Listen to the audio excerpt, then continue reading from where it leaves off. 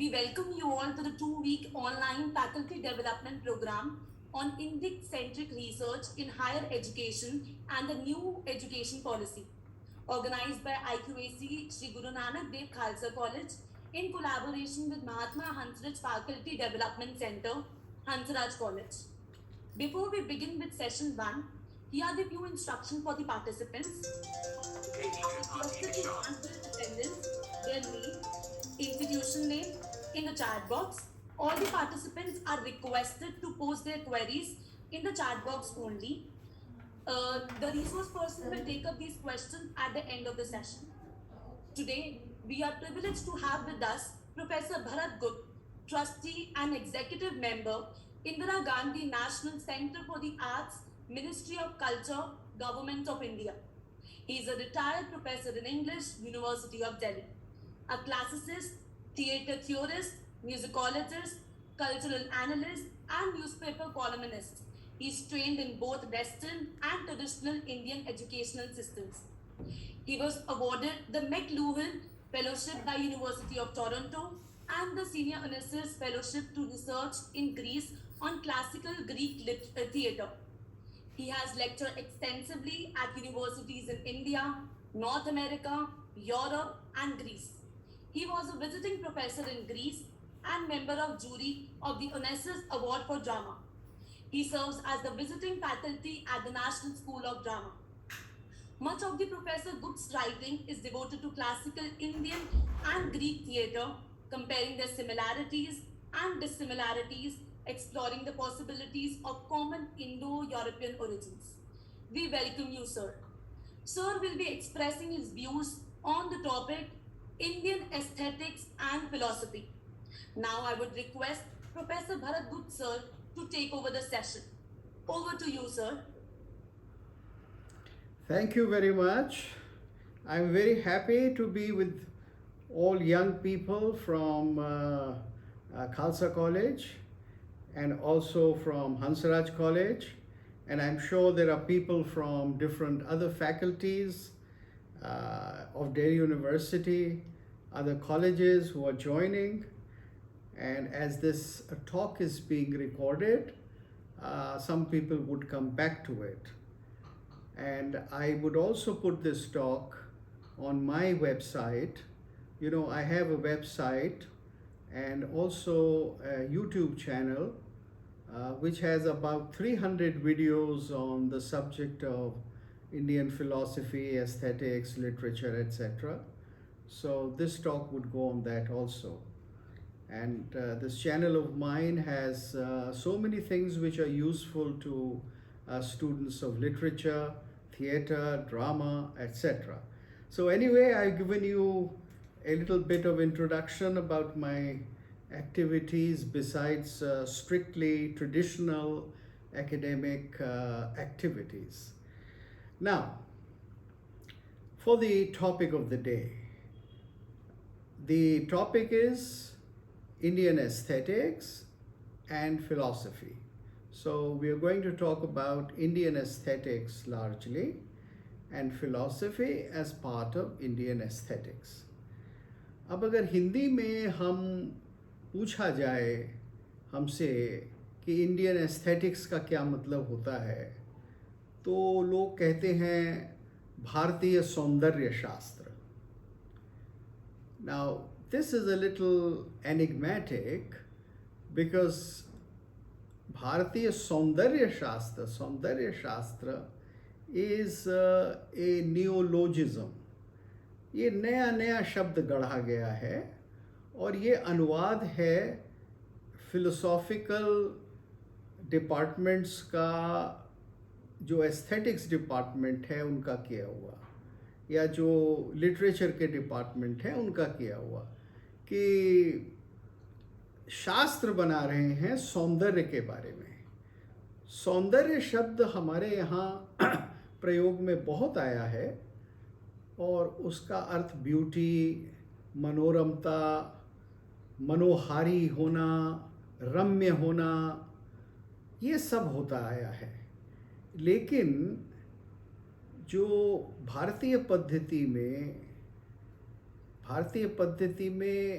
हम क्या ढूंढते हैं कला में, क्या पाकर खुश होते हैं, सबसे अधिक महत्व हमें किस चीज़ का है भारतीय पद्धति में, भारतीय कलाओं में, भारतीय संगीत में, साहित्य में, कविता में, चित्रकला में, सब में किस चीज़ में? तो वो है वास्तव में जो शब्द है उसके लिए, वो शब्द है रस।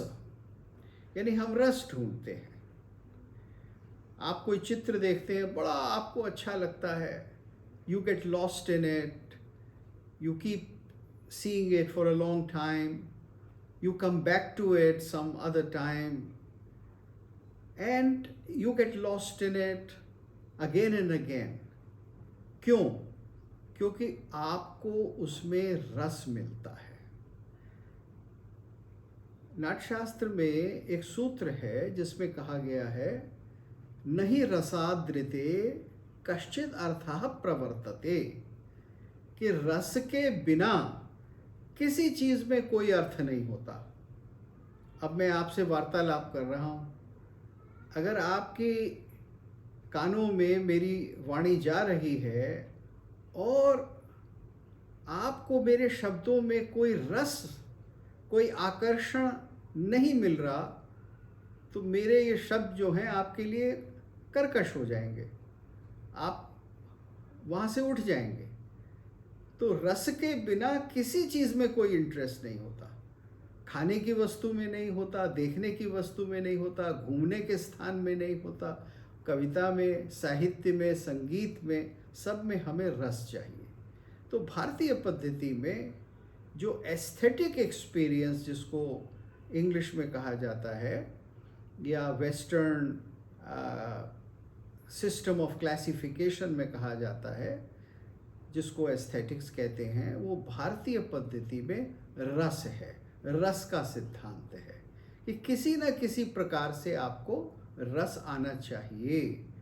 अब रस कैसे आता है, कहाँ आता है, इस पर अभी थोड़ी देर में चर्चा करेंगे। इसके बारे में एक हमारी पूरी पद्धति रही है, एक पूरा शास्त्र रहा है। लेकिन ये बताने के लिए कि इंडियन एस्थेटिक्स प्राइमरीली इंडियन रस शास्त्र है, आपको एक दो चीज़ें और समझानी होंगी। I would have to tell you that the word aesthetics is also not very ancient in the Western tradition or in the Greek tradition, because the West normally presumes that the Greeks were the West, the Western world, so to speak. They appropriated them. And the Greeks never used the word aesthetics. The Greeks used the word techni for arts. जिसको हम कला कहते हैं उसको Greeks कहते थे techni, जिससे शब्द निकला है मॉडर्न इंग्लिश शब्द टेक्निकल, जिसमें कुछ कला हो, जिसमें कुछ स्किल हो, जिसमें कुछ आर्ट हो। और आजकल टेक्निकल का यूज़ जो होता है वो होता है मोर इन sciences or in technology. But techni originally in Greek means art, एक हुनर, एक skill. So they said that there were various kinds of arts, like sculpture, like poetry, etc., painting. And there were some arts which were only for the purpose of utility. जैसे घर बनाना है, bridge बनाना है, कुर्सी बनानी है, मेज़ बनानी है, तो ये प्रैक्टिकल आर्ट्स होती थी और ये कहलाती थी टेक्नी ओनली। लेकिन जिससे हमें कुछ एंजॉयमेंट मिलता है, जिससे हमें कुछ प्लेजर मिलता है, जिसको देखकर हम खुश होते हैं या जिसको सुनकर म्यूज़िक जैसे है उसको खुश होते हैं, पेंटिंग को देखकर, स्कल्पचर को देखकर, मूर्तियों को देखकर, इनको देखकर खुश होते हैं, म्यूज़िक को सुनकर खुश होते हैं। और थिएटर में देखकर और सुनकर दोनों प्रकार से हम खुश होते हैं, because theater is an art in which you see and hear. Both the things are there together at the same time. Now they said, the Greeks, they said that this is not just technique, but this is Kali technique. Kali मतलब हिंदी वाला काली नहीं, black. Kali in Greek meant beautiful. So Kali technique meant fine arts or beautiful arts.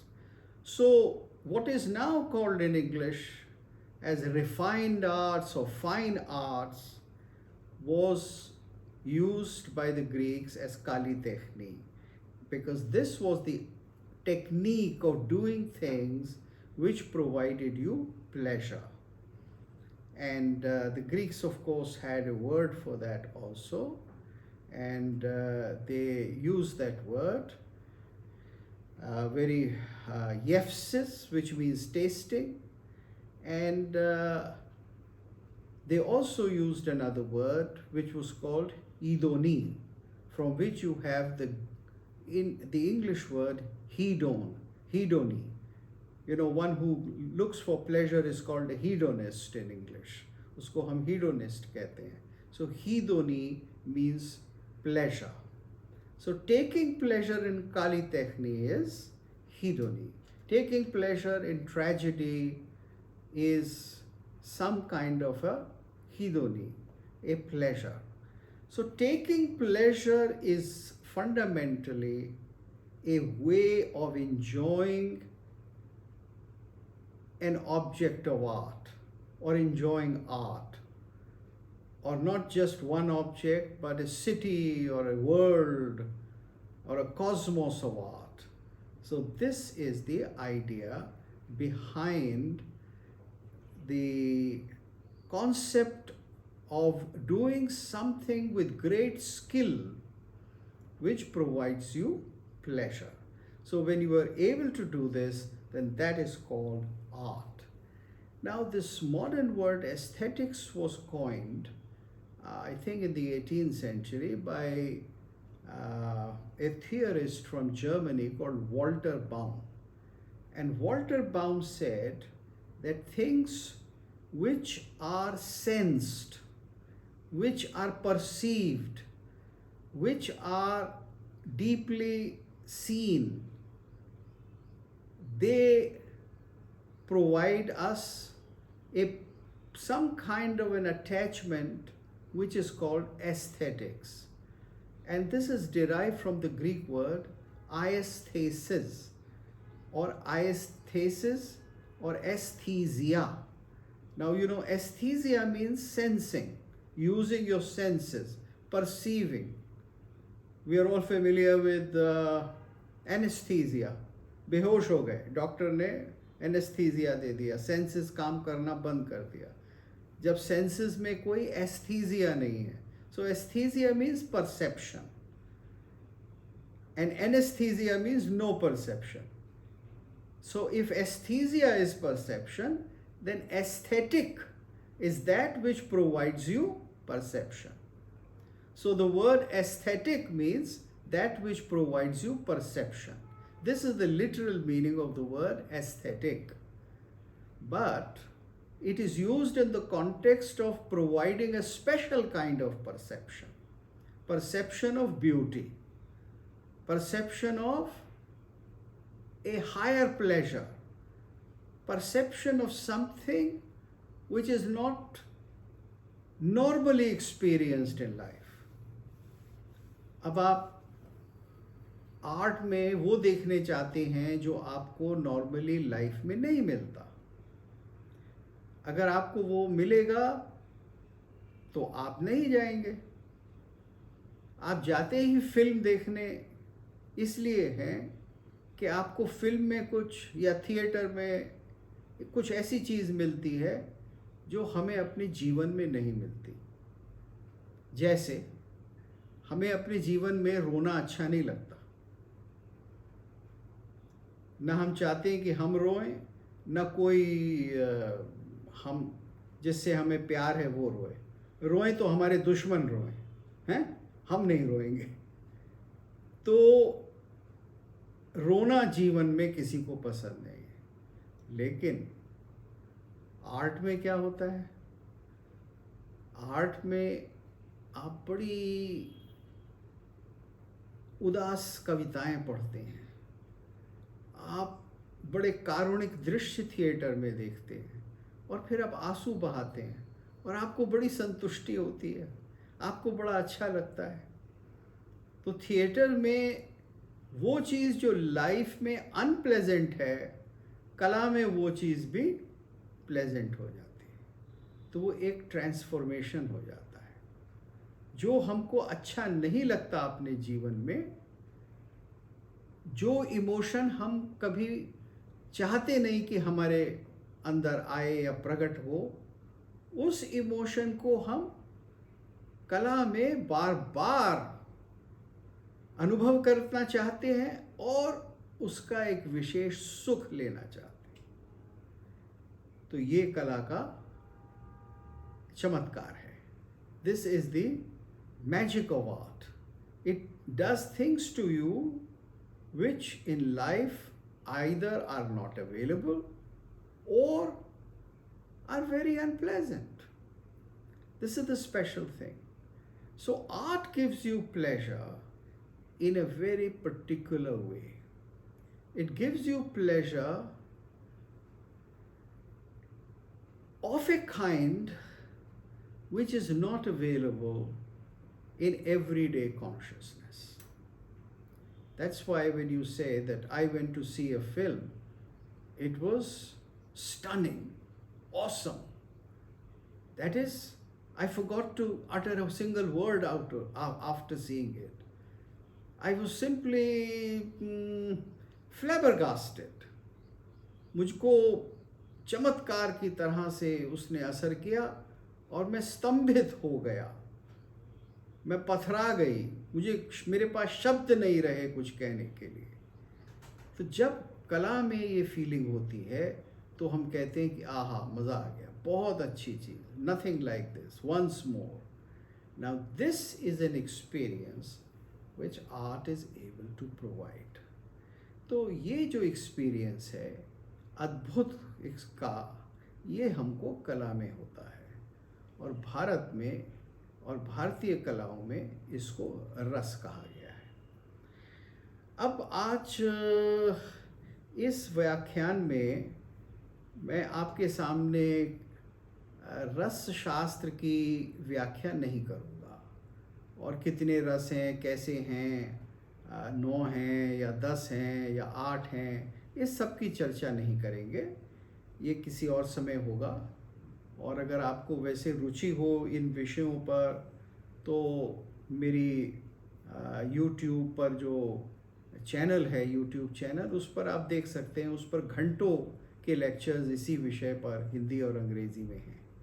आज जो मैं आपसे बात करूंगा वो ये है कि कला क्या है, ये तो मैंने बता दिया, और कला जीवन से कैसे संबंधित है ये भी बता दिया, और कला आपको क्या देती है जो जीवन नहीं देता ये भी बता दिया। अब मैं बात करना चाहता हूँ कि कला क्या केवल एक कुछ क्षणों का सुख देने के लिए है, क्या कुछ समय के लिए रस देने के लिए ही? बहुत से लोग आपको कैसा कहते मिलेंगे कि नहीं नहीं नहीं, ये रस शास्त्र और रस सिद्धांत और रस की बातें ये तो बेकार हैं, और आर्ट जो है, what is art? Art is useless, it's meant for bourgeois people, it is meant for leisured classes, what do poor people have to do with art? How is art going to help improve the working class? How is it going to provide succor to them and remove their poverty? ऐसे आपको बहुत सारे तर्क मिलेंगे।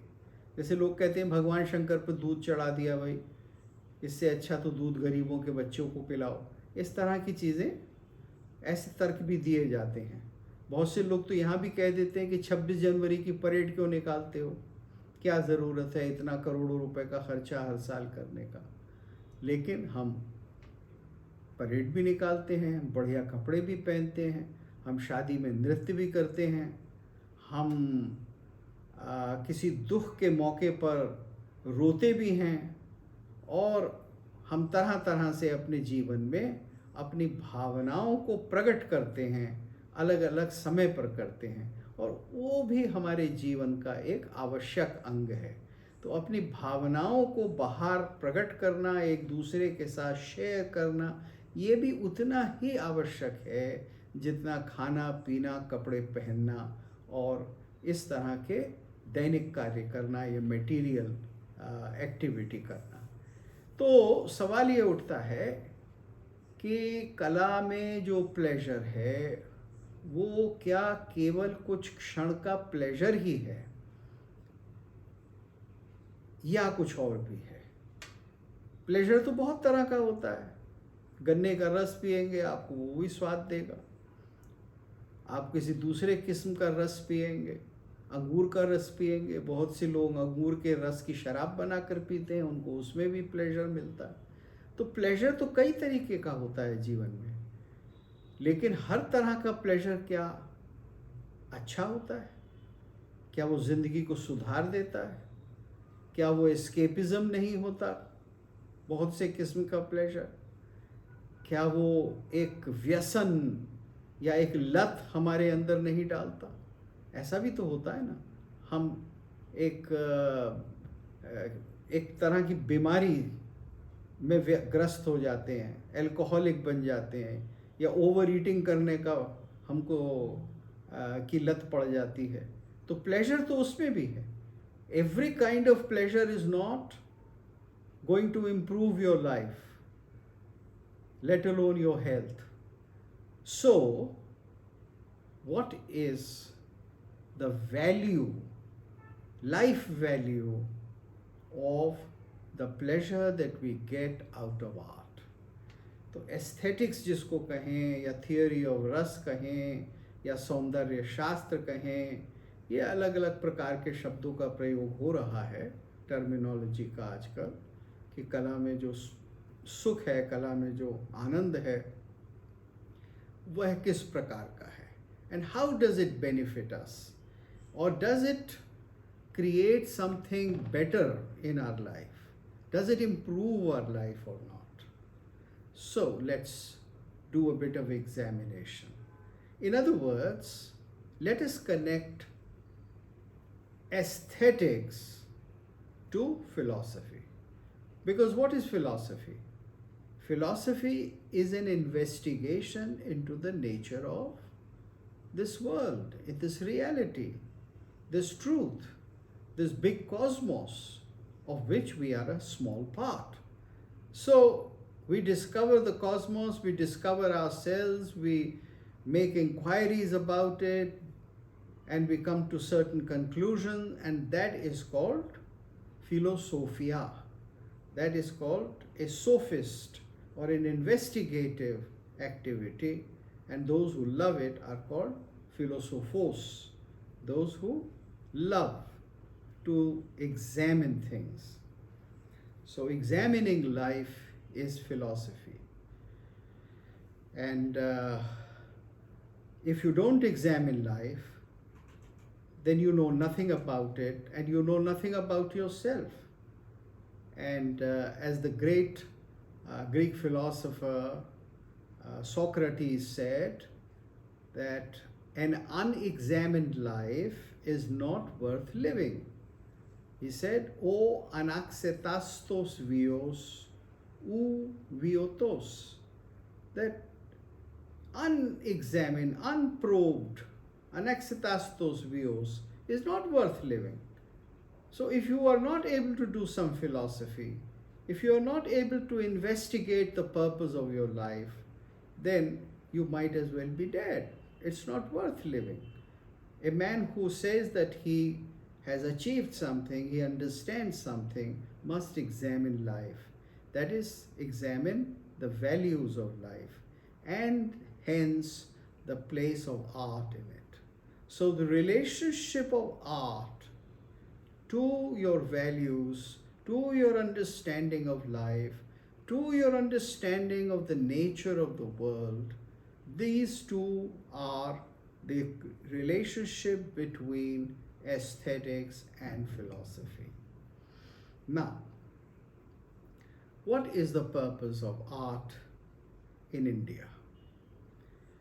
In Indian philosophy, how do they define the value of art?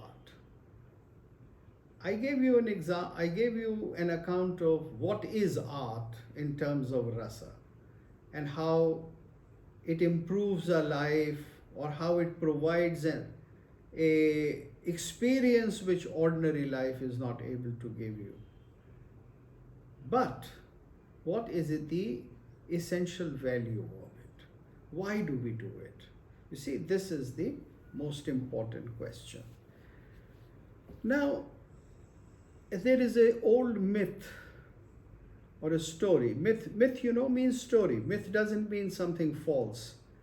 This is a very recent interpretation of last 150 years that myth is something false.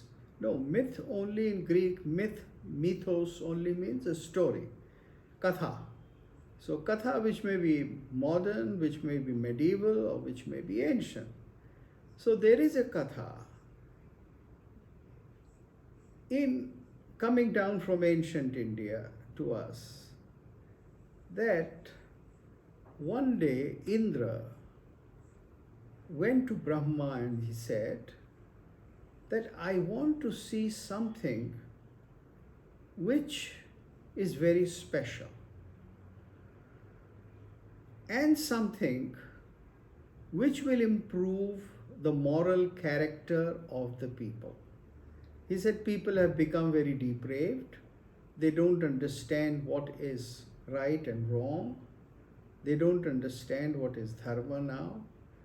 So why don't you give me a device, or why don't you provide us, the gods and others of course, a medium which is able to educate people, which is able to tell them what is right and what is wrong, and which is able to tell them the very secret of Vedas, that is the highest knowledge, to ordinary people, people who can't spend years and years pursuing knowledge or becoming philosophers or doing PhDs, but in very simple terms. And you make it something artistic, you make it something entertaining, and you make it such that as an art form it can be seen and heard at the same time. So Brahma said, okay, I'll create for you theater. So theater was created, and in theater you can see and hear things at the same time. But what was the purpose of creating theater?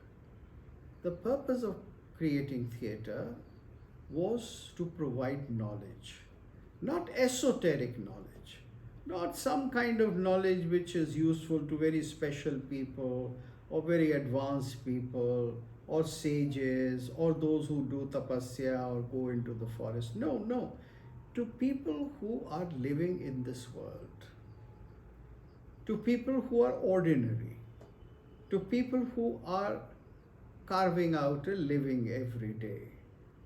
So theater was made for them. And as it so happened, the theater was able to provide something for everybody. So if a young man had fallen in love and he was dreaming most of the time about his beloved, and he wanted to be romantic most of the time, then theater provided him with love stories. It provided him with how to love, and of course how not to love, by showing certain characters who fell in love and pursued certain things and came upon certain results.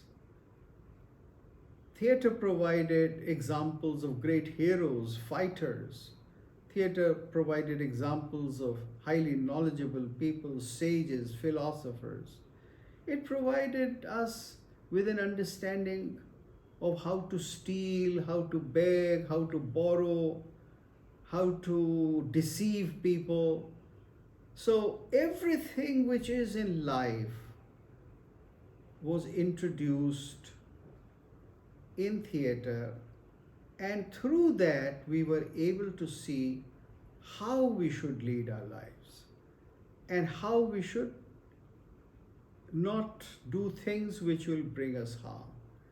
So, the purpose of theater, the purpose of art, therefore, is also to educate.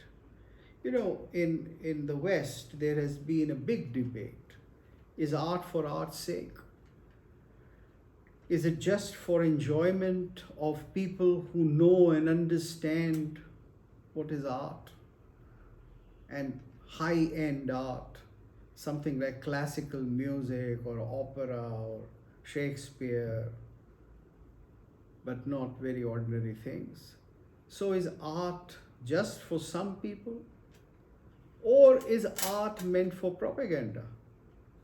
Is it meant for political jargons? Is it meant for dictators? Is it something that aims at pushing people into doing things? And the answers that were given were that no. Art is something that provides you to lead a judicious life, a life which is able to fulfill the various aims of life. The aim of life of doing good to others, of producing beautiful and lovely things, of providing education to others, of helping the old, of pursuing knowledge, of doing scientific research, of going within and searching the highest of the spiritual goals.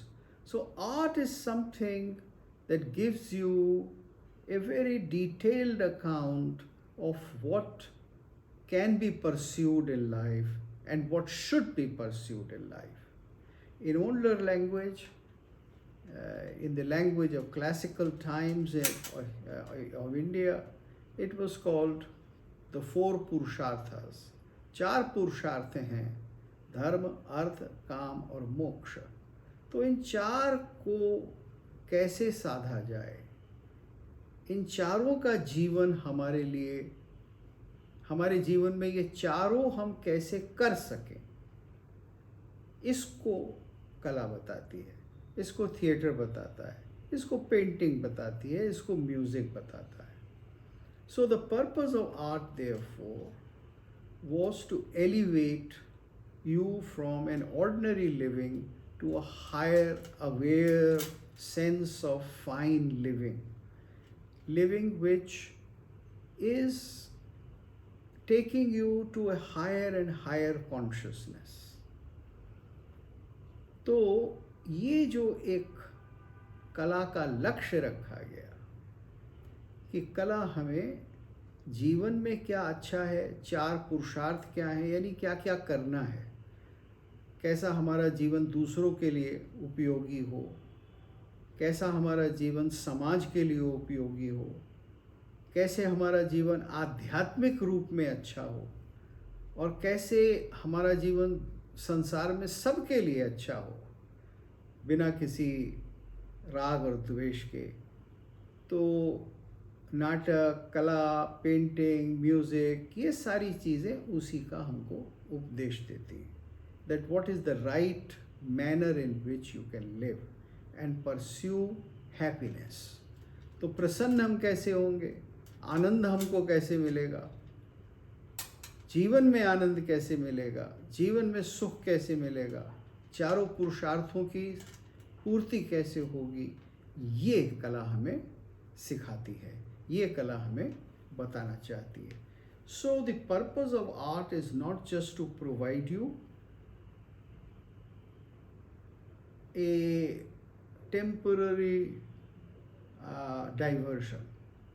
एक पास time नहीं है कि भाई बैठे बस देख लिया, छोटा मोटा मनोरंजन, ये आर्ट का पर्पस नहीं है। आर्ट का पर्पस है कि हमारी कॉन्शियसनेस को एलिवेट करना। कॉन्शियसनेस को एलिवेट करने का मतलब क्या होता है कि नॉर्मली जो हम अपनी एक बहुत ही मटेरियल डिमांड्स में फंसे रहते हैं और उसी को हम लाइफ मान लेते हैं, उससे ऊपर उठकर एक हायर कॉन्शियसनेस में आना, चीज़ों को देखना कि चीज़ें कैसे खूबसूरत हो सकती हैं, अच्छी बन सकती हैं, जीवन कैसे अच्छा बन सकता है, एक आइडियल लाइफ कैसे हो सकती है, how can people fulfil and themselves and live happily in harmony in the world. ये सारी चीज़ों का परस्यूट आर्ट हमको देती है, and therefore art is connected with philosophy. You see, in cultures where there are no higher values, there is no art. Now, there are cultures which talk about God, or they talk about something to be pursued, which is divine, but they said no music, no painting, you must hide yourself, you must hide your body, you don't draw images. So they want you to lead a puritanic life, and their whole concept of religion, their whole concept of fulfillment is very puritanical, and it is without art. So these are certain cultures and these are certain philosophies which don't like art. They think art is dangerous, and therefore life is without any daily joy. The daily joy, the everyday happiness has to be connected with art, and everyday life has to be made beautiful. Now that concept of making everyday life beautiful and elevating it to a higher level, that is the essential aim of art. So I have talked about now aesthetics on one side and philosophy on the other.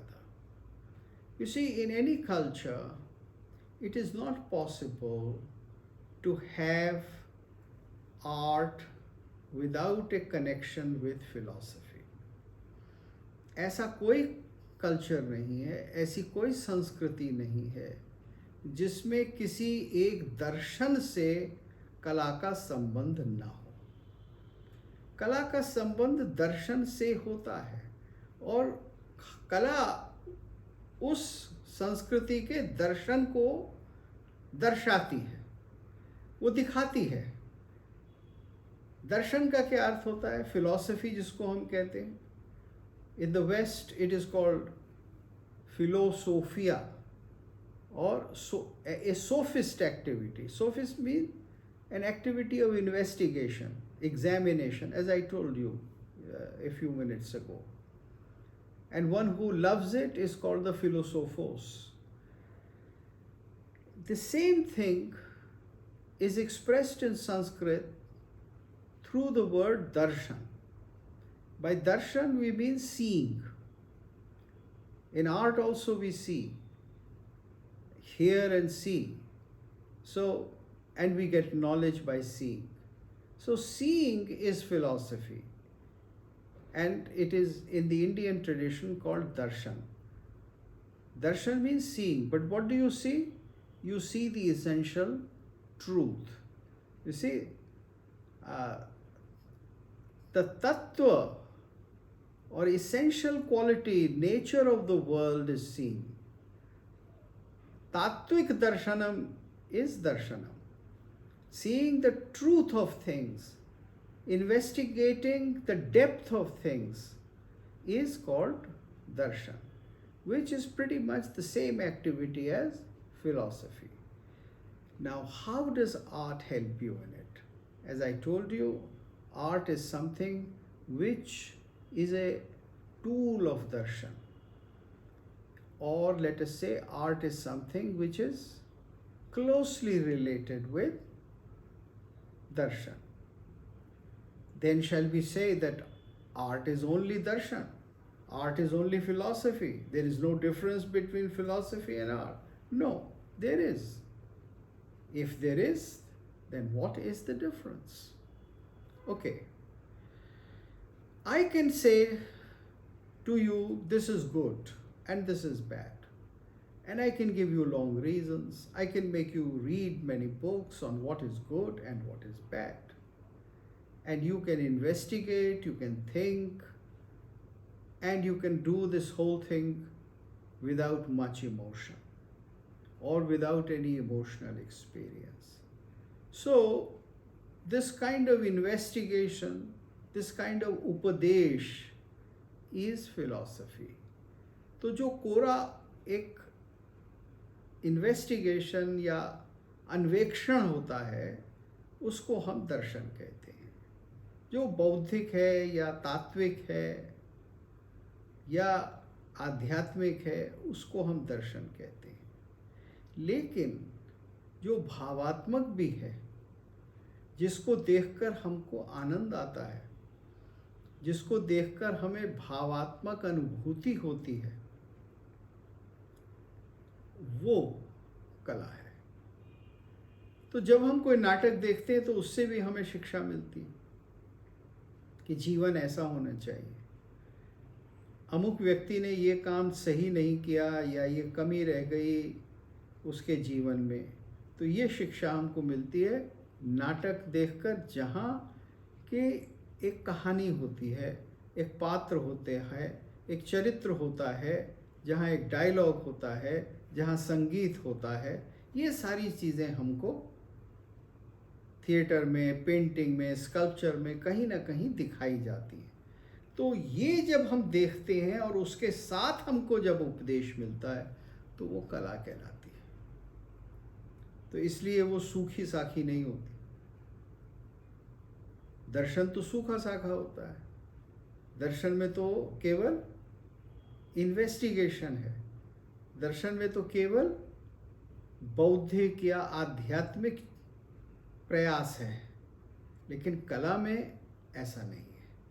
कला में इन सारी चीज़ों की अनुभूति एक भाव के साथ होती है,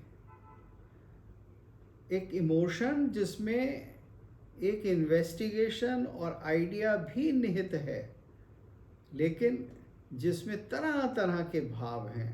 कभी हंसना है, कभी रोना है, कभी आश्चर्य है, कभी डरना है, कभी बीभत्स है, कभी कांपना है. ये सारी चीज़ें जब उसके साथ मिलती हैं और जब हम उसका अभिनय देखते हैं स्टेज पर तो वो थिएटर हो जाता है.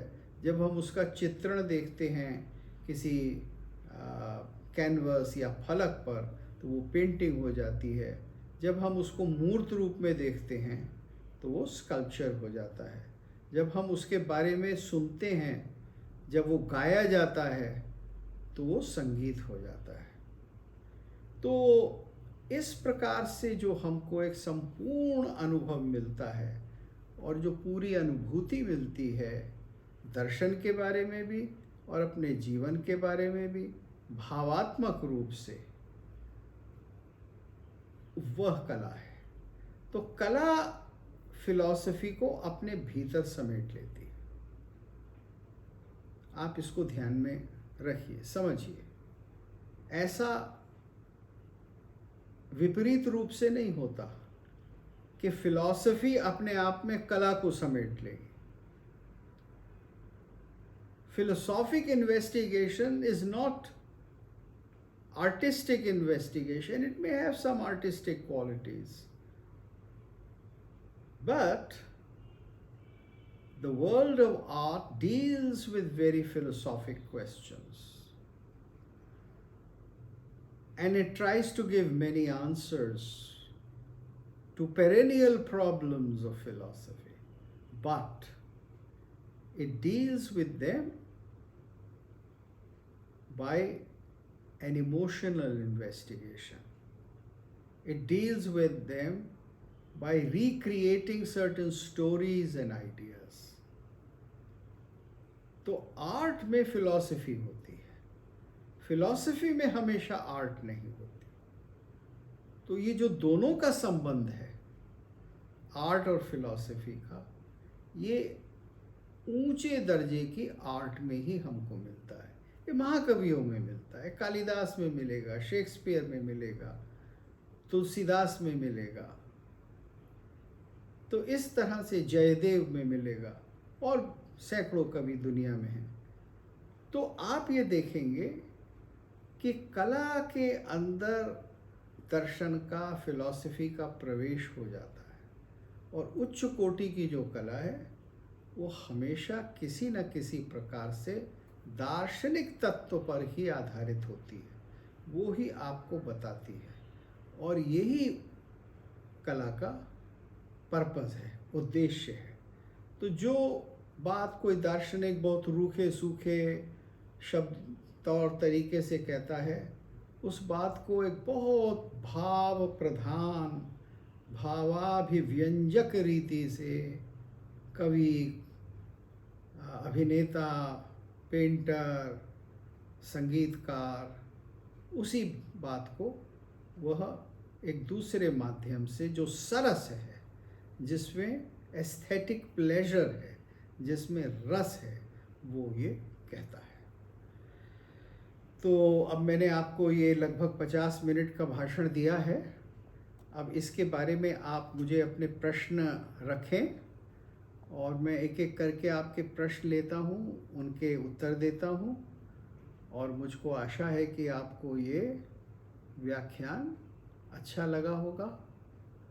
तो आप अपना हाथ उठाइए, और जो आपकी मॉडरेटिंग मैडम हैं, दिव्या, एक दूसरी भी हैं, अस्मीत या शैलजा, तो उनसे परमिशन लेकर फिर आप अपने प्रश्न को रखिए, या आप प्रश्न उनका पढ़ दीजिए, जैसा भी आप उचित समझें।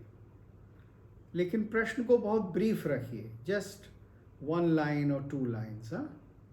Don't make observations, just put pointed questions so that many people can ask questions and I can give you detailed answers.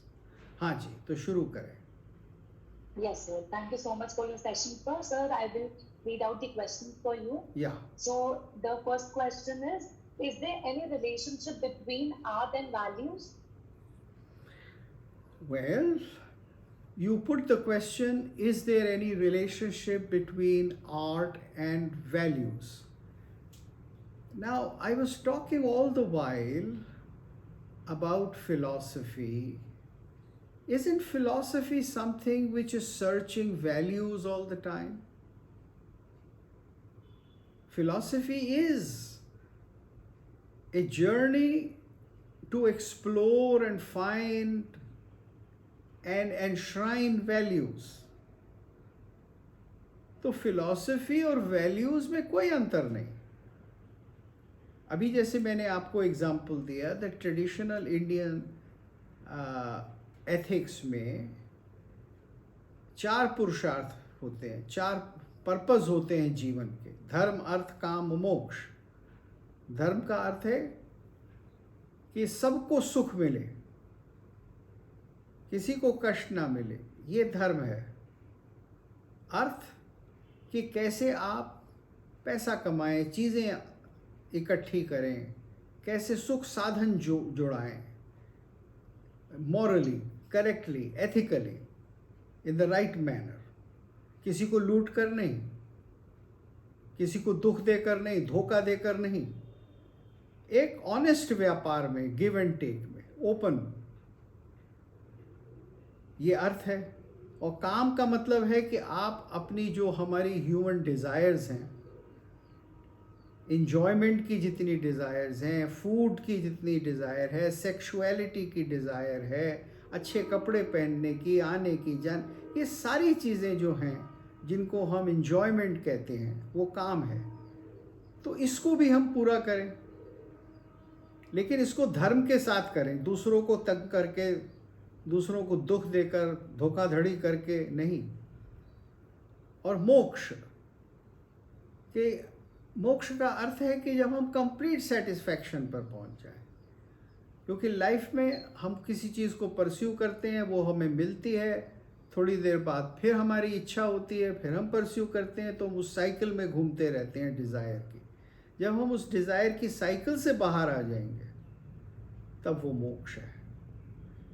तो ये जैसे पुरानी भाषा में ये 4 पुरुषार्थ या पर्पस ऑफ लाइफ बताए गए, ये वैल्यूज़ है ना फिर, और यही फिलॉसफी है। इसको आप जो फिलॉसफी डिपार्टमेंट के लोग हैं वो इसको एथिक्स कहते हैं। आप एथिक्स पढ़ते हैं एज अ सब्जेक्ट कि क्या करेक्ट मोरालिटी है, लेकिन करेक्ट मोरालिटी का पर्पस क्या होता है? Leading a life of satisfaction, A life of deep satisfaction which does not cause pain to others and to oneself। तो ये वैल्यू है। तो मैंने बताया कि कैसे आर्ट इन वैल्यूज़ को दिखाती है। उसको दिखाने का तरीका अलग होता है। वो केवल उपदेश नहीं होता, वो कोरा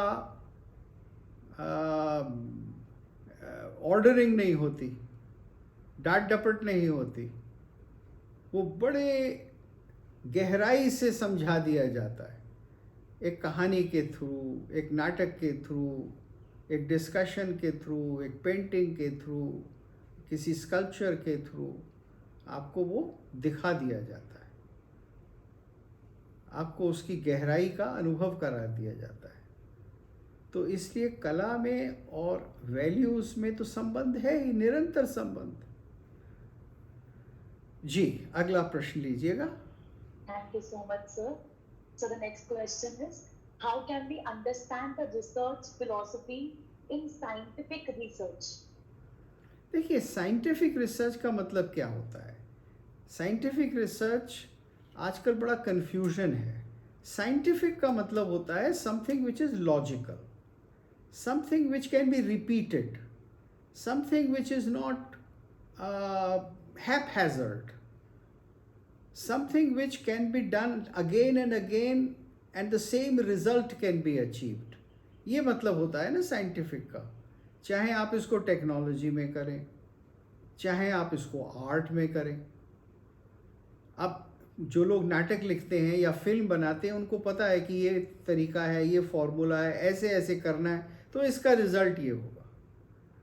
तो अगर वो मेथोडिकल है, अगर वो क्रमबद्ध है, अगर किसी प्रकार से उसमें एक प्रक्रिया बनी हुई है, उसका एक विधान बना हुआ है, तो उसका रिजल्ट भी होगा। उसी को हम साइंटिफिक कहते हैं, चाहे वो फिजिक्स में हो, केमिस्ट्री में हो या पोइट्री में भी। आपको पोइट्री लिखनी सिखाई जाती है, आप सीख लेते हैं या लोग करते हैं, तो उनको पता है मुझे ये चीज़ ऐसे कहनी है, तो इसको सुनकर खुश होंगे। तो एक क्रम को फॉलो करना, मेथोडोलॉजी को फॉलो करना, एक सिस्टम और डिसिप्लिन को फॉलो करना, यही साइंस है। और साइंस और आर्ट में कोई भेद नहीं होता। Thank you so much for enlightening us, sir. Sir, the next question is, how have Indian aesthetics evolved over time? How have Indian aesthetics evolved over time? हाँ, आपका क्वेश्चन है कि how has Indian ethics evolved over time? Yes, हाँ, Indian aesthetics से अब मैं आपको पहले समझा चुका हूँ कि एस्थेटिक्स का मतलब होता है an art form or creation of art or enjoyment of art objects or art artifacts। तो वही है, जैसे मैंने कहा कि हमारे यहाँ हम उसको रस कहते हैं, हम उसको चमत्कार कहते हैं, हम उसको सौंदर्य कहते हैं। तो अब ये कैसे इवॉल्व हुआ ओवर टाइम, तो इसका एक पूरा इतिहास है। क्योंकि देखिए, कोई भी आर्ट फॉर्म जो होती है वो ओवरनाइट नहीं हो सकती, उसको बहुत समय लगता है इवॉल्व होने के लिए, और वो उसको मतलब एक काफ़ी बड़ा समय लगता है इवॉल्व होने के लिए। अब उसकी हिस्ट्री होती है। तो क्योंकि जो भी इन्वेंशन होगी वो किसी एक पुरानी इन्वेंशन के ऊपर खड़ी होती है। जैसे आपने पहिया बना लिया तो फिर 2 पहियों से साइकिल बना ली, 4 पहियों से कार बना ली, लेकिन बनाना तो आपको पहले पहिया पड़ेगा।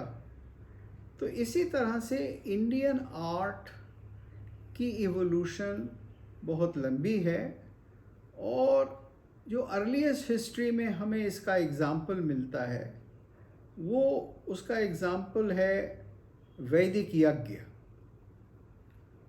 और कुछ उस ज़माने की पेंटिंग्स, उस ज़माने के आर्ट ऑब्जेक्ट्स, ये सब मिलते हैं। लेकिन इंडिया में जो आर्ट का इवोल्यूशन है वो एक पर्टिकुलर स्टेजेस से गुज़रता है, और उसमें सबसे प्रमुख है वैदिक यज्ञ। क्योंकि वैदिक यज्ञ में जो बहुत सारी चीज़ें की जाती थीं वो ही आगे जाकर आर्ट फॉर्म्स की डेवलपमेंट का आधार बन जाती है।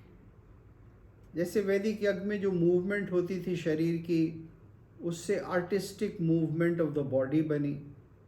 जो सामगान होता था उससे म्यूज़िक बना। इस तरह से एक्शन, बहुत सारी चीज़ें उससे बनी। फिर बाद में कई और फॉर्म्स उसमें जुड़ गई। फिर थिएटर का विकास हुआ, फिर उसमें कहानी किस्से जुड़े, फिर उसमें कैरेक्टर्स जुड़े। तो इस तरह से धीरे धीरे इवोल्यूशन होता गया। फिर उन कहानियों को लिख लिया गया, तो जिसको हम पुराण कहते हैं, महाभारत, रामायण, ये सब बने। तो अलग अलग तरह के आर्ट फॉर्म्स की इवोल्यूशन हुई। फिर इन्हीं सारी स्टोरीज़ को जब स्कल्पचर में बनाया गया, रॉक आर्ट में बनाया गया, पेंटिंग्स में बनाया गया, तो फिर पेंटिंग का और स्कल्पचर का डेवलपमेंट हुआ। तो ये एक बहुत लंबा इतिहास है, कई हज़ार साल का इतिहास है, जिसको आप देखेंगे, स्टडी करेंगे तो हो जाएगा। ज़्यादा समय नहीं लगता है, ऐसे ही कोई 30-40 साल में आपको पता चल जाएगा। you need only 30 to 40 years. Okay? Okay, next question. Absolutely, sir. We are learning a lot from you. So definitely we will be able to ingrain these values in us as well. Yeah. So next question. According to you, how one can be consistent in pursuing passion? देखो, passion का simple मतलब तो होता है emotion. तो एक तो passion ये होता है कि आपको खाना टाइम पर नहीं मिला तो आपने बीवी की पिटाई कर दी, तो एक तो ये एंगर पैशन है। एक दूसरी चीज़ है कि किसी की कोई चीज़ आपको बहुत अच्छी लगी तो आपने आंख बचाकर वो चुरा ली। तो ये पैशन तो का अर्थ होता है our strong emotions. But passion का एक और अर्थ भी होता है जिसको उर्दू में शौक़ कहते हैं, या जिसको एक प्रकार से व्यसन कहते हैं, अच्छा सद्व्यसन। तो वो ये है कि मैं कौन सी चीज़ लाइफ में परस्यू करना चाहता हूँ। What is my passion. अब पैशन किसी का कुछ भी हो सकता है, लोगों के अलग अलग होते हैं। कोई वकील बनना चाहता है, कोई आर्टिस्ट बनना चाहता है, और कुछ लोग तो बहुत सारा पैसा कमाकर विदेश भाग जाना चाहते हैं। लेकिन अच्छा पैशन जो आपकी ज़िंदगी को सुधारे और दूसरों को भी अच्छा लगे, वो काम जो और लोग देखकर खुश हो सकें और आपके साथ उसमें पार्टिसिपेट कर सकें, तो वो विद्या है। तो विद्याएं कई प्रकार की होती। You can be a scientist, a doctor, a poet, a writer, a musician. You can be a politician of the right kind, So these are all arts, these are all skills, ये सब विद्याएं हैं. तो किसी भी विद्या को आप with purity of heart pursue करें तो वो पैशन है, और उसमें कला जरूर रहती ही है. बिल्कुल सर. सर एक और क्वेश्चन. जी. काफी इंटरेस्टिंग क्वेश्चन है ये हाँ आज जी, के हाँ. जमाने के हिसाब से. बिल्कुल. How art in present times can help in curbing stress. In curbing stress. Stress, हाँ हाँ, बिल्कुल बिल्कुल. देखिए, अब करो तो जानो, आप थोड़ी सी कोई आर्ट फॉर्म की प्रैक्टिस शुरू करो जो आपको अच्छी लगती हो. पेंटिंग अच्छी लगती है तो आप वो करो, म्यूज़िक अच्छा लगता है तो वो करो, थिएटर अच्छा लगता है, तो आप देखेंगे कि आपका स्ट्रेस बिल्कुल चला जाएगा. क्यों? क्योंकि कुछ आर्ट फॉर्म्स में तो आप दूसरों के साथ काम करते हैं, जैसे थिएटर. आप अकेले नहीं रहते, दूसरों से मिलना जुलना सीखते हैं, उनके साथ मिलकर काम करते हैं. You get interdependent, you learn how to relate to people, तो आपका स्ट्रेस कम होगा. अगर आप ऐसी आर्ट फॉर्म भी करते हैं जैसे राइटिंग पोइट्री, तो आपकी अपनी जो इन्वेस्टिगेटिव, आपकी जो अपनी भावनाएं हैं वो आप समझेंगे, आप उनको एक्सप्रेस करेंगे, तो उससे आपका स्ट्रेस कम होगा. आर्ट से ज़्यादा स्ट्रेस को कम करने का तो कोई तरीका ही नहीं है दूसरा, लेकिन वो प्रैक्टिकली करना है. It has to be done. It is not something which you will just read about. तो वो आप करके देखिए, आपको लाभ मिलेगा, बहुत जल्दी मिलेगा. Within weeks, it will change your life. Absolutely, sir. Sir, one more question. Do you think that modernity is the cause as well as effect of gradual erosion of aesthetic consciousness in individuals? देखिए, modernity का मतलब क्या है? Modernity का मतलब एक ही है, pursuit of very material things, food and sex largely. Now, when you get involved in some very physical things like this, when you think that this is the most important thing, when you think that I should make money quickly, or I should go for glamour, or I should go for being known, मेरी Facebook में 25,000 लोग हो जाएं, हैं, रोज़ मेरी Facebook पर 1,000 hits हों, attention मिले, तो ये सारी बहुत मटेरियल चीज़ें हैं. और इन मटेरियल चीज़ों से आपको स्ट्रेस बढ़ता है, लोनलीनेस बढ़ती है, कॉन्फ्लिक्ट बढ़ता है. और अगर आप ये सब नहीं चाहते हैं तो आप आर्ट की दुनिया में आइए, दैट विल रिड्यूस इट. अब मॉडर्न लाइफ में लोग इसी को वैल्यू मानने लगे. मॉडर्न का मतलब ही क्या है कि आजकल का जो युग धर्म है या जो लोगों की थिंकिंग है, तो आजकल की थिंकिंग यही है, that I should be known quickly, I should become famous quickly. ये सारी चीज़ें ऐसी हैं जो अनहैप्पीनेस जनरेट करती, because these things cannot be achieved without a lot of conflict, and therefore they do not bring long-term satisfaction. Right? हाँ जी, next question. Sir, I think we are done with the questions. Okay, so और कोई question हो तो आप पूछिएगा without hesitation. Without, I see that there are 56 people participating, so I'm sure there will be more questions. you can write out or speak out, and don't hesitate. Every question is the best question. So sir yes. किसी ने hand raise भी किया हुआ है. हाँ. Doctor Zubair, अगर आप अपने आप को अनम्यूट करके, yes please go ahead sir. Thank you. हाँ, आप अपना, हाँ आइए डॉक्टर मोहम्मद जुबीर, अपना चेहरा भी दिखा दीजिए, so that you know we can have a better dialogue. हाँ नहीं सर, ये वेबिनार मोड में I think it's not allowed to इसीलिए. अच्छा, alright sir, I have a question. हाँ जी. देयर वाज एक पार्टिसिपेंट ने क्वेश्चन पूछा था आपसे कि जी. आर्ट का evolution that has taken place, and you have said that no, how it has evolved over thousands of years. हाँ, इंडिया में. Can we consider mechanization? Mechanization. Digitalization. हाँ. As mechanization और digitalization को भी क्या हम एक evolution का stage मान के आगे बढ़ सकते हैं? नहीं, वो हाँ बिल्कुल वो इकोनॉमिक इवोल्यूशन है. देखिए, मैकेनाइजेशन या टेक्नोलॉजी या असेंबली लाइन, ये सर्टेनली इवोल्यूशन है इकोनॉमिक एरिया में.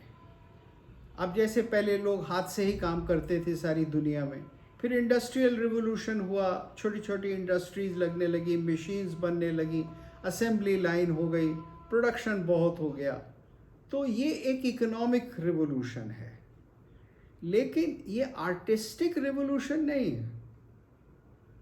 आर्टिस्टिक रिवोल्यूशन तो जब होता है जब कोई नई आर्ट फॉर्म जेनरेट होती है दुनिया में, जब कोई ख़ास नई ऐसी चीज़ देखने में सुनने में आती है जो पहले नहीं थी.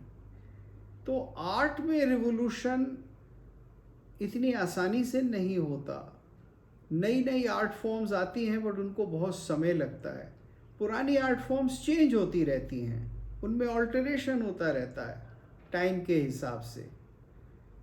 लेकिन वो रिवोल्यूशन नहीं है, वो इवोल्यूशन है और ग्रेजुअल है. जिसकी आप बात कर रहे हैं वो एक इकोनॉमिक वर्ल्ड में एनवायरनमेंट को चेंज कर देता है, और उससे ये तो है कि हमारा बाकी जीवन बदल जाता है. Rest of our life gets changed, because if you are going to live in an industrial society, then you will have less leisurely time. आपको 8 घंटे की ड्यूटी देनी होगी, आना होगा, जाना होगा, बस की लाइन में खड़े होना होगा, तो आपके पास इतना टाइम नहीं होगा. और if you go to pre industrial time, तब ये सब होता नहीं था. सब अपने घर से ही काम करते थे. जब खेती नहीं होती थी तो घर पर आराम करते थे, एक दूसरे को गाना, किस्सा, तरह तरह की कहानियाँ, ये सब सुनाते रहते थे, एक दूसरे से बात करते थे. तो आर्ट के लिए ज़्यादा टाइम था, गाना बजाना ज़्यादा होता था. अब क्योंकि आपने लाइफ में काम को इतना बढ़ा दिया है, इतनी देर तक काम करके इतना आपको कम पैसा मिलता है कि आप काम ही काम करते रहते हैं, तो उसमें आर्ट के लिए जगह कम हो गई दुनिया भर में. इसीलिए आपको क्विक एंटरटेनमेंट चाहिए कि अभी आए हैं, नहा धो के पड़ गए हैं, बस लेट गए, टीवी देख रहे हैं, सो गए टीवी देखते देखते. अब इसमें कोई मेहनत नहीं करनी है हमें. जबकि पुरानी आर्ट फॉर्म्स थी, उसमें आपको थोड़ी मेहनत करनी पड़ती थी, उठ के कहीं जाना पड़ता था, गांव की चौपाल में या अपने दोस्तों में या अपनी एक महफिल में, तो वहाँ पार्टिसिपेट भी करते थे आप. तो ये एक अंतर आ गया, उससे आर्ट फॉर्म्स भी बदल गई. लेकिन सर फॉलो अप इसका एक क्वेश्चन. हाँ बोलिए. हाँ सर, जैसे डिजिटलाइजेशन और मैकेनाइजेशन या टेक्निकल एडवांसमेंट हुआ है, हाँ, इसके चलते जो है आर्ट जो लार्जली हम ट्रेडिशनल आर्ट देखते हैं तो मोर और लेस जो है कुछ चीज़ों को छोड़ के वो एलिटिस्ट लगता है, ठीक है. लेकिन ये जो डिजिटलाइजेशन और टेक्नोलॉजिकल एडवांसमेंट हुआ है, इससे जो है आर्ट डोर टू डोर पहुंचा है. No people are able to enjoy the things. For example एक क्लासिकल कंसर्ट है, उसको सुनने के लिए जाना है, तो वहाँ पर the amount of money people have to pay and so on and so forth. लेकिन वही अगर से टीवी पे टेलीकास्ट हो जाता है तो crores and crores of people देखो can see. इसमें, I mean, हाँ मैं समझ can't we गया, see that हाँ मैं positive आपकी aspect बात of समझ it? गया। अब मैं आपको समझाता हूँ कि Yes, इसमें yes. क्या भ्रम क्या है, इसमें बहुत बड़ी गलती है और इसमें बहुत बड़ा एक फॉल्स इल्यूजन है जिसमें हम जी रहे हैं। आपने बताया, मैं आप let me restate what you have said, that in modern times artistic activity or art forms have become available to a very large number of people at mass scale. And you gave the example of, let us say, a recording by Bismillah Khan, which would be available to millions of people and all.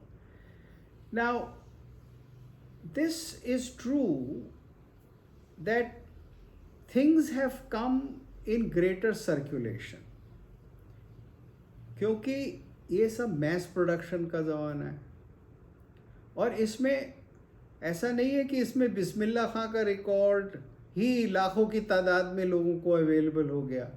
अरे भैया, इसमें toilet seat भी available हो गई है, इसके अंदर जूते भी अवेलेबल हो गए हैं, इसमें कपड़े भी, इसमें दुनिया भर की चीज़ें, मैस प्रोडक्शन हर चीज़ में है, केवल आर्ट में नहीं है, सब चीज़ में मैस प्रोडक्शन है।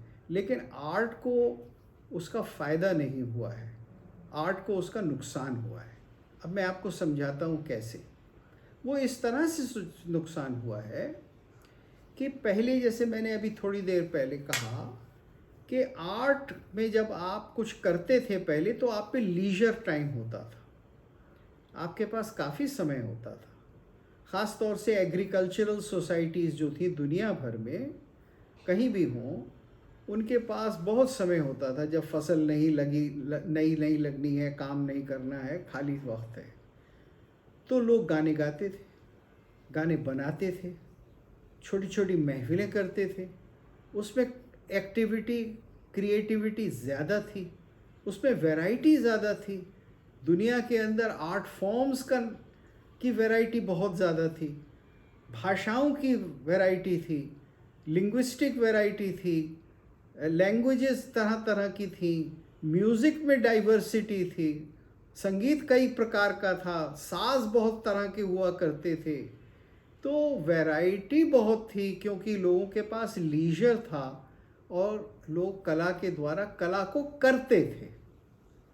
आज, हाँ, आज कला दरवाजे पर आ गई, लेकिन आज आप कला करते नहीं, आज आप कला को कंज्यूम करते हैं।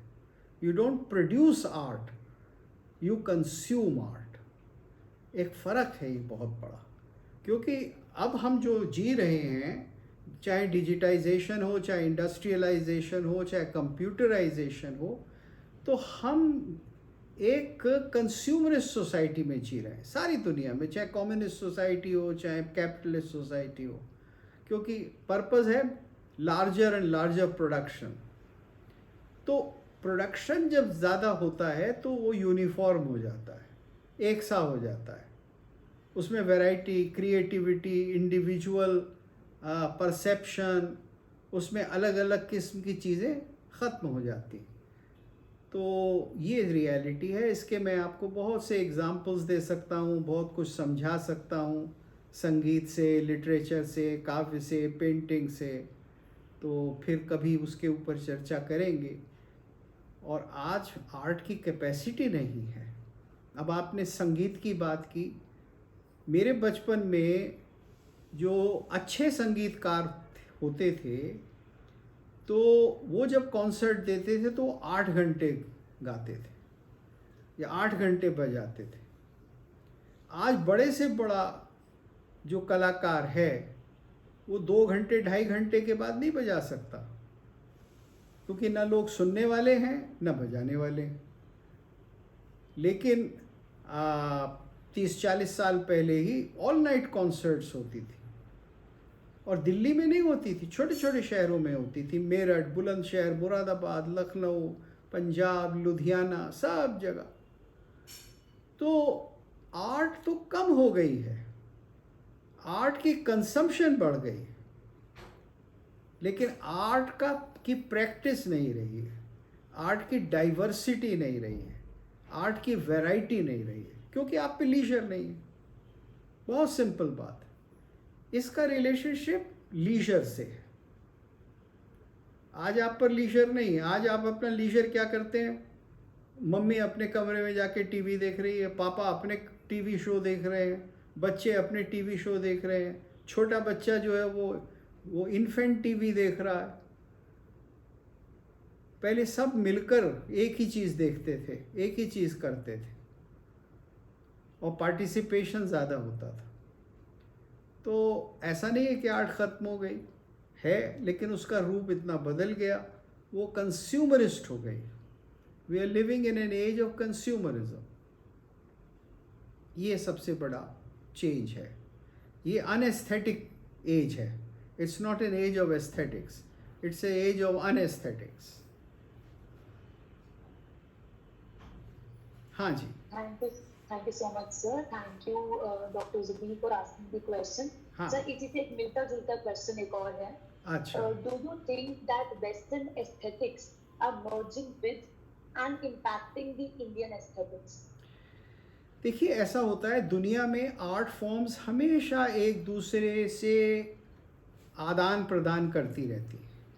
अगर आप हिस्ट्री ऑफ आर्ट देखें तो दुनिया भर में एक्सचेंजेस हुए हैं, और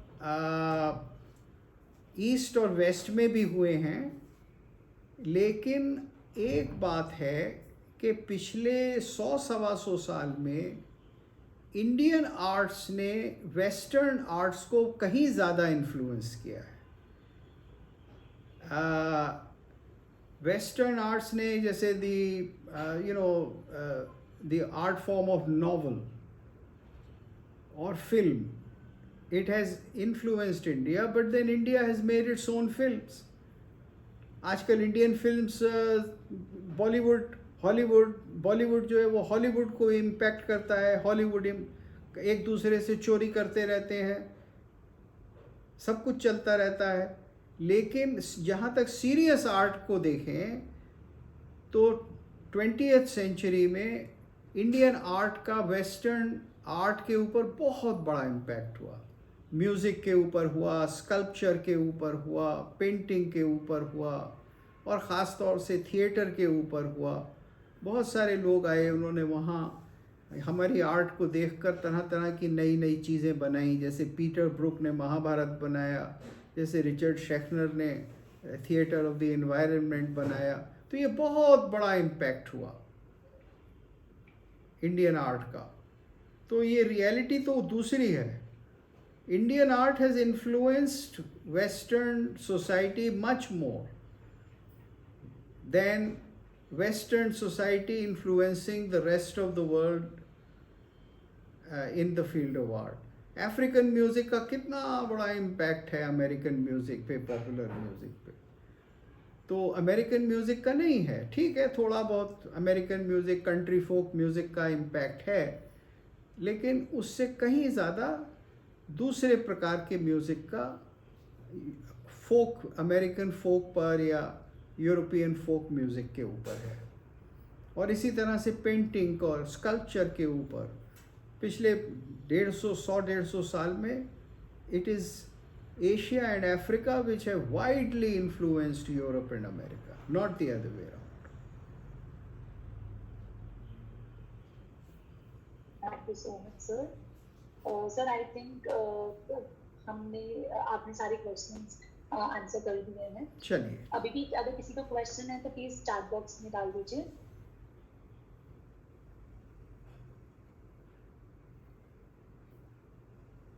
I think we are done with the questions. Okay, so I need to thank you all. आप लोग आए, आपने सवाल पूछे, आपने बहुत इंटरेस्ट लिया, और आप कोई अच्छा लगा, आपने रिकॉर्डिंग की है तो अपने इन लिसनर्स को वो रिकॉर्डिंग अवेलेबल करा दीजिए। एंड